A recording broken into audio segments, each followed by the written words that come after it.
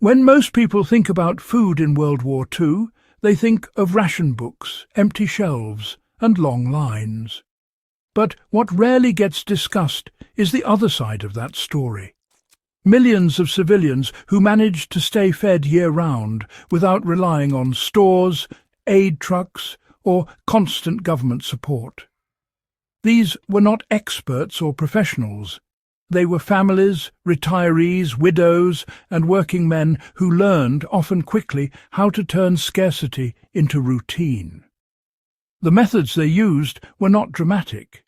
They were practical, disciplined, and brutally efficient. And in many ways, they outperform modern preparedness advice because they were tested under real pressure, not just theory. If you want to understand how ordinary people actually survived long-term food shortages, these 8 civilian World War II strategies are where the real lessons are found. Staggered planting schedules allowed households to eat fresh food almost every month. One of the most overlooked World War II food strategies was not what people grew, but when they grew it. Instead of planting everything at once like modern backyard gardens, civilians staggered their plantings across weeks or even months. Leafy greens went in first, followed by root vegetables, then hardy brassicas, and finally storage crops. This ensured something was always reaching maturity. A family applying this today could divide a small garden into sections and plant the same crop 2 or 3 weeks apart. This reduces waste, prevents sudden gluts, and ensures a steady flow of calories instead of those feast and famine cycles. Civilian gardens were designed for calories first, not variety or appearance. Wartime gardens were not built for interest or colour. They were built to keep people alive.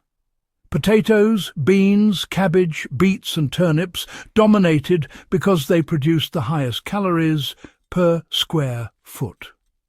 Civilians understood that a boring garden that fed you was better than an attractive one that didn't.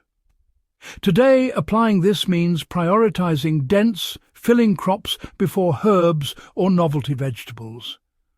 One raised bed of potatoes can quietly provide hundreds of meals across a year when managed correctly.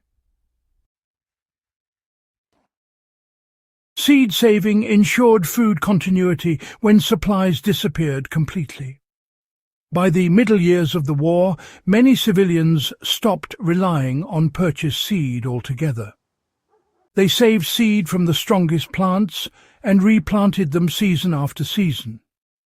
This created locally adapted crops that required less fertilizer and water. The practical application today is simple. Allow a portion of your crops to go to seed, learn basic drying and storage methods, and label them carefully. This removes dependence on commercial seed availability and reduces yearly costs while increasing resilience. Food preservation was treated as a routine task, not an emergency measure. Canning, drying, fermenting, and root cellaring were not occasional projects during the Second World War. They were weekly habits. Civilians preserved food continuously, not just at harvest time. Small batches reduced spoilage and spread labour across the year. A modern household can replicate this by preserving modest amounts regularly rather than waiting for a single large harvest. Even 1 jar a week builds a substantial reserve by winter without stress. Urban foraging quietly filled nutritional gaps without drawing attention. Many civilians supplemented their diets by foraging in parks, hedgerows, rail corridors, and unused land. Dandelion greens, nettles, wild berries, and nuts provided vitamins that rationed diets lacked. This was done discreetly, and knowledge was shared quietly. Today, learning 2 or 3 safe, common edible plants in your region can add nutrients without cost. The key lesson is familiarity, not quantity. Animals were raised small and quietly to avoid detection and feed shortages.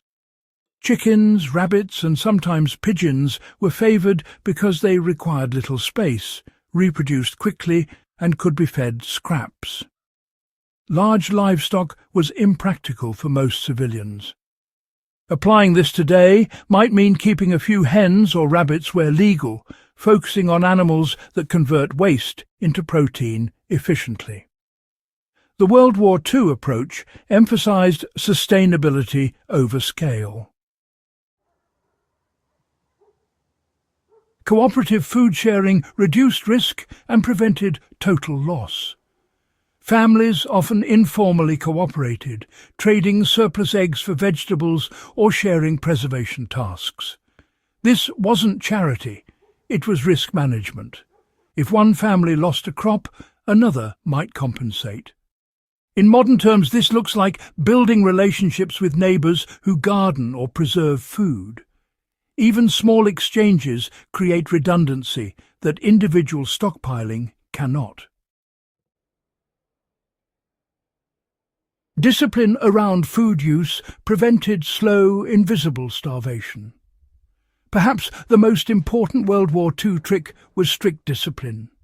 Meals were planned, leftovers were reused, nothing edible was wasted. Civilians understood that small daily losses became serious shortages over months.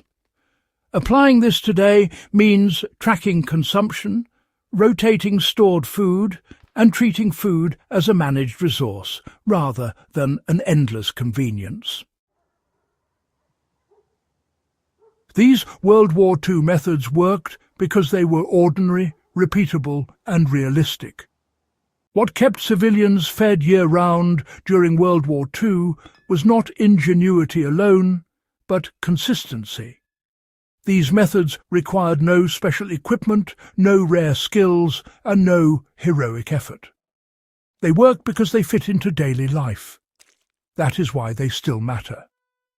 If this kind of grounded, historically proven survival knowledge is valuable to you, make sure to subscribe to the channel, share this video with someone who respects self-reliance, and keep these lessons alive by using them.